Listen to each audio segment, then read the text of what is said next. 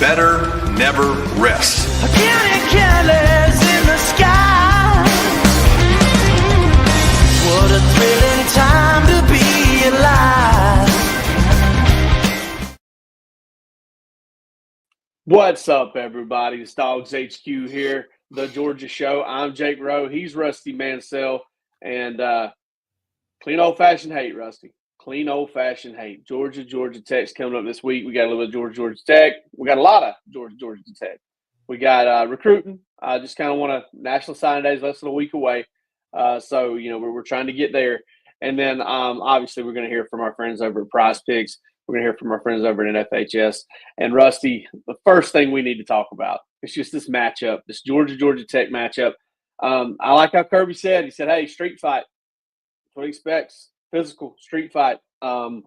Georgia likes those games. They play well in those games. They're going to have to play well on Friday because Tech wants this one so bad. You know it.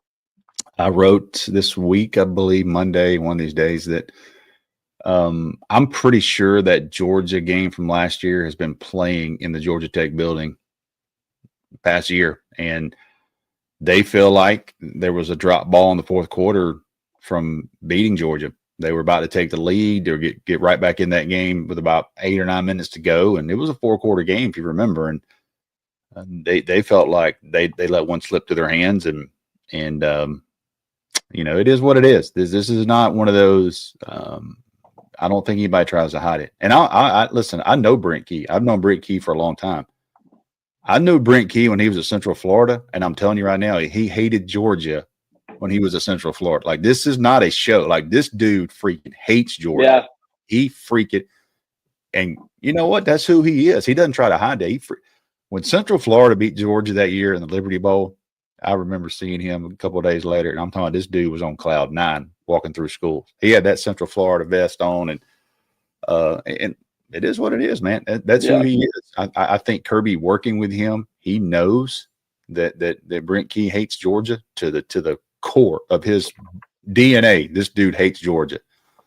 And Kirby Smart knows that Brent Key is coming in here. He's going to have his team ready to play, and they're going to have a physical football game. This is a rivalry game, and Georgia Tech would love nothing more to break a streak and beat Georgia. So I fully expect between Mike Bobo and you know, Kirby Smart and some of these guys that have been through that Georgia Tech, some of those games where you've lost and you see those guys leaving the field and grabbing heads and all that kind of stuff. I would imagine that you know, they relay the message. And interviewing some players last night, I got a chance to interview Jalen Walker and Dom Lovett. They kind of relayed that to me that, hey, the Georgia staff has let them know from a long time that this game is a rivalry and you do not want to lose. You do not want to be the other side of a loss watching the other team celebrate on your field. Never, man. Never. And weird things happen, Rusty. Weird things happen when Georgia loses to Georgia Tech. Rumors get odd and, you know, stupid, you know, stuff starts getting said and it's unbelievable. And it just doesn't happen very often. But when it has happened, it's happened in Sanford Stadium. And that's where they're playing. I mean, Georgia hasn't lost in Atlanta since 1999. I mean, Tech's not even giving up home field advantage by moving to Mercedes-Benz next season. Mm-hmm. They've gotten Georgia. When they've gotten them at home. I tend to think they've kind of gotten them in lackluster environments, noon games and stuff like that, not necessarily Friday night at 7:30. But this Georgia team's been so much better at home. And that's just kind of where – and a lot of that's got to do with schedule, right? I mean, Tennessee's really the only caliber opponent you've played at home that you've really lost to on the road, you know, Alabama and Ole Miss and all that stuff. But, and, man, I'm really excited about kind of the atmosphere, Sanford Stadium, Friday night, a little bit of a historic moment for me personally. I covered a lot of games that Georgia never covered one on Friday night. So I think it's going to be cool to see what the environment is. But, man, how does Georgia respond to playing so poorly, to being so, you know, kind of not into it? And Kirby even said that after the game. I have to say this, Rusty. I have to kind of shoot myself in the foot here and make myself look bad. It was a few days after the game that I finally got back around to reading Kirby's comments. You know, you and I are talking while Kirby's talking after the game. Yeah. And for Kirby to kind of come out and say, hey, listen, they look like they wanted it more than we do. I don't know. That to me, that acknowledgement, that self-awareness right there kind of made me feel pretty good coming into this week in this game. I haven't thought twice about UMass game other than that nothing there concerns me. That game, other than Christian Miller getting hurt, that game is not going to carry over into this game. Personnel wise, it's just not. And they would never admit it, but that was going from that Tennessee environment, one of the top 5 environments, in my opinion, ever in that stadium, one of the top 5 environments ever, to playing UMass at 12:45. And there's a senior day. There's a lot going on. You're trying to get your parents on the field and all that kind of stuff. It's not the same in human nature. They can say all they want.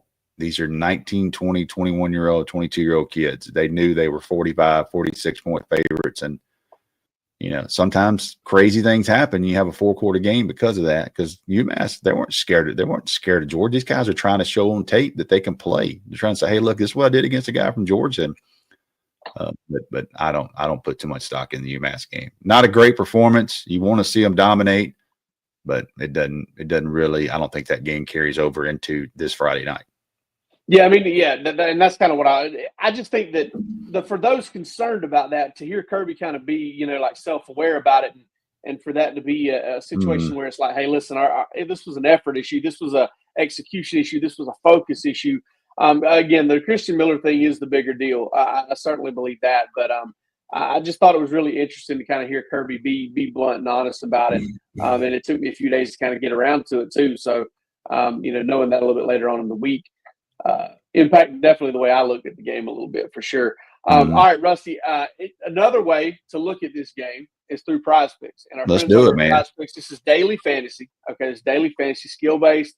And Palmer and I have been close to showing off our skills this year, but we haven't gotten here. So we call in Rusty the Ringer, and Rusty's going to help us here. Rusty, I have my eyes on these 3 things right here. I'm going to zoom in on them if I can for you, and kind of give you a look at actually, I don't think I can zoom in. Just read it out to me. Read it out. We got Arian Smith right here. This is Arian Smith, 45 and a half receiving yards. What do you think? I go over. Okay. Yeah, that's what we got. Because I like that he can take one from 25 to 45 if he gets a little bit of space, much less, Lord knows, a little inconsistent on catching those long ones, but he can break yards if he gets space. Yeah, that's right. 300-yard games this season. The first Georgia wide receiver with 3 100-yard games in the season since Isaiah McKenzie in 2016. How about that? If you want to talk about the last 2 that have done it, isn't that unreal? Carson Beck, 1.5 passing touchdowns. That seems pretty easy to me. I took the over. Yep. I think Georgia's really going to run the football, but man, I think Carson Beck has been dialed in the last 2 games, especially the last about 7 quarters. I would take that over. Yep. Now, Dom Lovett gave Tech a little bit of trouble last year, had a big touchdown catch against him, kind of a longer touchdown catch. But I like Lovett to have another touchdown catch, but under 48 and a half receiving yards. You like the over? You like the under on that one? What's the other ones here? You got any other picks options? Yeah, we just Arian that Smith makes me a little nervous. And so we can't. Here's our deal: we can't have 2 picks on the same guy. You can't have 2 picks on the same player. So we had to go Dom Lovett if we're going to stay in Georgia here. So we have to hit. Do we have to hit both on Dom Lovett? Like he has to score and he goes 48 and under, or we just simply betting on 48 and a half? We over or under. Yep, one of the if we can pick which one we want. I'll go under on Dom. Yeah, I'll go under. That's what I like too. I like him to catch a touchdown, but maybe kind of stay under that. I think he's. I think most of his games have kind of been under. Let's submit this lineup here real quick. Rusty, I believe that's telling me here as a power play, we got a chance to kind of double our money there. Win 20, bet 20 to win 30. Bet 20 to win 40. So that's the way PrizePicks works. Go in, make your picks over, under, and use the promo code DAWGS. Okay, use the promo code DAWGS, promo code DAWGS, and that'll get you $50 off your first bet of, your first play of $5 or more. Going over to PrizePicks and check that out. All right, Rusty. National Signing Day, the beloved National Signing Day, the new one, I guess, is what you could say, is just a week away. It's just it's 6 days away. Man, how crazy is this finish going to be? What's going on behind the scenes? I know you're not going to, we're not going to spill all the beans here, but I mean, how just up in the air are things right now? I think, let me say, I think the old timers are a little bit nervous because Georgia has the #1 class in the country and there's not a lot of drama around it right now. You know what I mean? It used to be, hey, Georgia, if they get these 4 guys, they got a chance to finish #1. Or if they get these 3 and flip these 2 on the last day, this going into this last week, I mean, they've got a couple of guys that's involved with. Obviously, the huge decision is going to be Justice Terry, the 5-star defensive lineman of Manchester, and what he does. Kid at Georgia's recruited since the 8th grade. They recruited him since the 8th grade, and Trey Scott was at his game last week. Used his one visit there to see him. So he was at Auburn this past weekend. Who else are we looking at here? Kevin Wynn, the defensive lineman at Greene County. We expect him to be at Georgia. He's a Florida State commit. So Georgia's got some guys they're still in on. But, I think if Georgia can, obviously they got a freaking great class, but if they can hold serve and close out a couple of more and get a quarterback and add another quarterback, which I think they're in a good shape, I think, right now with this young man from Clark Central, to flip him next week from Boise State, kid that moved here from Arizona. He has not been in Georgia but 1 year, and he just kind of made a name for himself. And what a hell of a move, man, because I think from my understanding, he felt like he was under the radar. He knew some people in Athens. His family did. They moved to Georgia. He wouldn't even guarantee the job. There was another kid there that was pretty good, and he comes in and beats the starter out that was started last year for him, or was expected to start. He beat him out and got the job, had a good year, and people started taking a look like, wait a minute, who's this kid at Clark Central? And so he very well could end up at Georgia. So I think finishing off the D-line, adding another quarterback, and seeing where they are as far as what positions portal-wise they add. So hold serve, add Justice Terry, add Kevin Wynn, keep Chroma, your running back from Auburn, and just do what you're supposed to do. And Georgia's got a great shot at finishing #1 or #2. No lower than 3, in my opinion. But right now, they're in pole position with a week to go. And I tell you what, man, no better place to follow it than DawgsHQ. I know that. I mean, you and Jeremy and Roos are going to do a fantastic job doing that. There's going to be so much happening, so many moving parts, so many rumors, so many, hey, so-and-so's – where most of it comes from is, hey, so-and-so at Clemson or so-and-so at Ohio State reporting this. Then it comes over to there, and you start end up checking on stuff. And when you check on stuff, you find out about other stuff. And then there's other stuff to report, and it just kind of gets out of hand at some point. Power of the network. Thank God we got Steve Wiltfong and Chad Simmons working with us. And that's the truth. Every time my phone rings right now from Chad Simmons, I'm like, don't do this. Don't do this to me. But no, he's good. These guys do a great job. You know, else does a great job, and they're also a tremendous network, NFHS. NFHS network. I've watched so many games on FHS this year. I'm an NFHS nerd. I hope I never go without it again. I do know that. It has been great to us this year. So many great games in the state of Georgia this week. Listen, you can, as you're seeing right here, high school football, you can search this thing by state, by level, varsity, junior varsity. It does not matter. You can see Georgia commits. You can see Georgia targets. You can see Georgia, potential Georgia guys down the road or people that just matter to you. You can see all of that on NFHS.com. NFHSnetwork.com. And they've got football, they got volleyball, they got basketball, anything you want. That's not to say every game is going to be on there, but there's a very good chance it will be. And if you use the promo code GODOGS25, you'll save 25% off your first month at NFHS. So go on over there, check them out. They've been great to us this season. They're a phenomenal network, and we certainly appreciate them. Rusty, you can also go back and watch after you go to the Georgia Tech game Friday night, and Saturday morning you want to get back in and watch the right. On demand.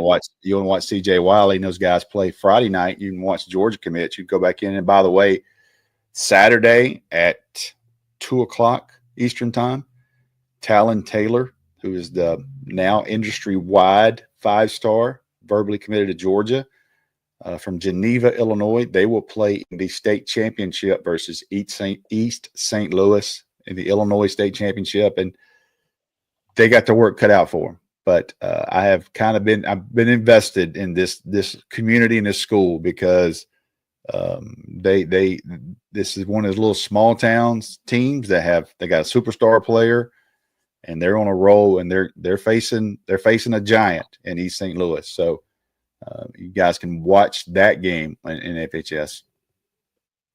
And when will that be? I think that's Saturday at 2:00 our time. Saturday at 2:00. Yep. Awesome. Mm-hmm. Yeah. That'll definitely be one to check out right there. I mean, I know that there's going to be some good games on Saturday, but you want to talk about kind of having one with some meeting on, and listen, throw it on there. Just throw it on your computer screen and get that going with that game. I mean, especially if you're a Georgia fan, show a little support there for sure. Rusty, what's going to happen in this game on Friday night? I'm going to be honest. I keep hearing you talk about it, okay? And you talk about how they played the video, and I've heard you mention that a couple times, and the hate and the anger and how Georgia Tech gave Georgia a run for it last year. They're going to do it in Sanford Stadium on Friday night, you think?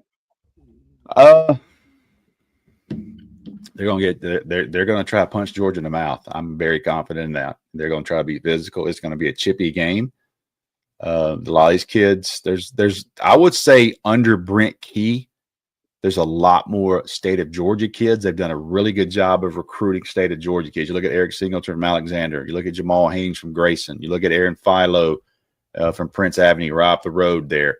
Their left tackle is a kid from Lassiter. I mean, they've got a lot of players. Their middle linebackers from Decula. I mean, they got a lot of kids that, whether they publicly say it or not, they grew up probably rooting or following Georgia. This game is going to mean something to them. So I think, looking at the roster, there's more people from the state of Georgia on that Georgia Tech roster. They've done a really good job of trying to get those guys over there. And then in the portal, they brought some kids home. So we shall see. But I think Georgia's a better team. And but I do think I would imagine that this is going to be chippy at times. You got to keep your cool and not do anything crazy and get any kind of penalties, because this is going to be a game. It's going to be all the way. This is a game that's going to be all the way to the whistle. I guarantee you that. I don't normally do this, Rusty. I think Georgia rolls. I know Georgia Tech's coming in ready to play, and I know Georgia Tech's real physical and all that stuff. And I honestly think if Georgia Tech comes in and plays really, really well, that it can hang with Georgia, even if Georgia plays really, really well. But where I get off on this one is, all right, you're coming in here with all this emotion and all of this extrinsic motivation and all of this kind of outside noise and all of this stuff that you've had going on has kind of fed into you being real upset and your blood's hot coming into this game. So a lot of Mark Richt teams try to get that way and play that way for 10. A lot of teams just in general, football teams. I've seen Kirby Smart teams kind of get that way too, not on purpose, but it just kind of happens. That Auburn game in 2017 got Sony Michel out there with personal foul penalties and DeAndre Walker trying to jump over the punch shield and just bad penalties. I just think Georgia's going to be the better, more composed team on Saturday. I don't think Georgia Tech quite ready for this one. I know that sometimes you get close and you think you're just right there on the cusp, but maybe you're not. And I think this is one of those things. I've got a lot of respect for how much better Tech is under Brent Key than it was under Jeff Collins. But I just don't think it's quite ready for Sanford Stadium at night with so much on the line. I think that if Georgia gets that extra juice and that place is rocking and rolling, and it's going to be freezing Friday night, which is great football weather. I think that Georgia can get this thing going, and I'm interested in the ACC because I'm not, they beat Miami. Mm-hmm. I'm not sure how good Miami is. I'm not sure.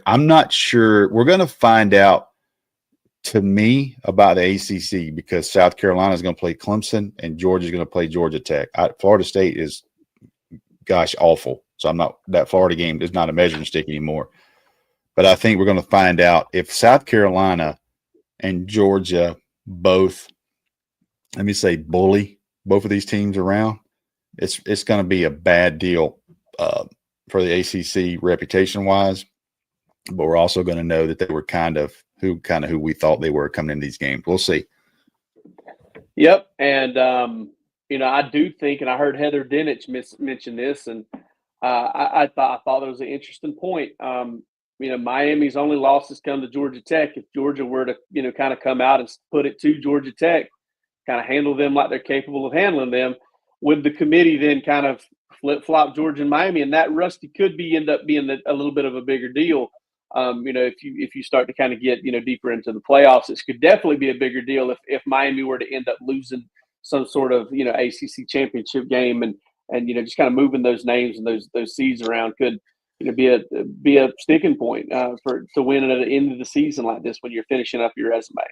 And if Georgia were to say beat, Georgia Tech 31-13, and then Clemson were to beat South Carolina, you say 24-23. Well, Georgia beat Clemson by 31 points. Yeah. So Clemson gets a big win, but oh, by the way, head to head, Georgia steamrolled Clemson. So I mean, there's a very good chance there, Rusty, that that's what I'm getting at. If that's what I'm saying. South Carolina, Georgia's going to have 3 teams that beat in the playoff field. Yeah.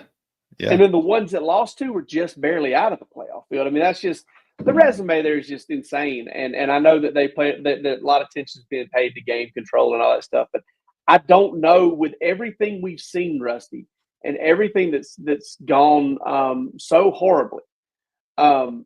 It's amazing to me that Georgia's in position to play for an SEC championship game with what they've accomplished. I mean, here's the funny thing, man.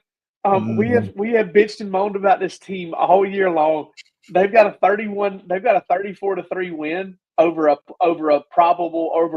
team that's very much alive in the playoff. They got a 31-17 win over a team that's in the playoff. They've got a road win, a 15-point road win over the number 3 team in the country. And it's been a tough football season. I'm not even making fun of anybody. It has been a tough football season. Georgia's had a hell of a schedule, man. I mean, it has been.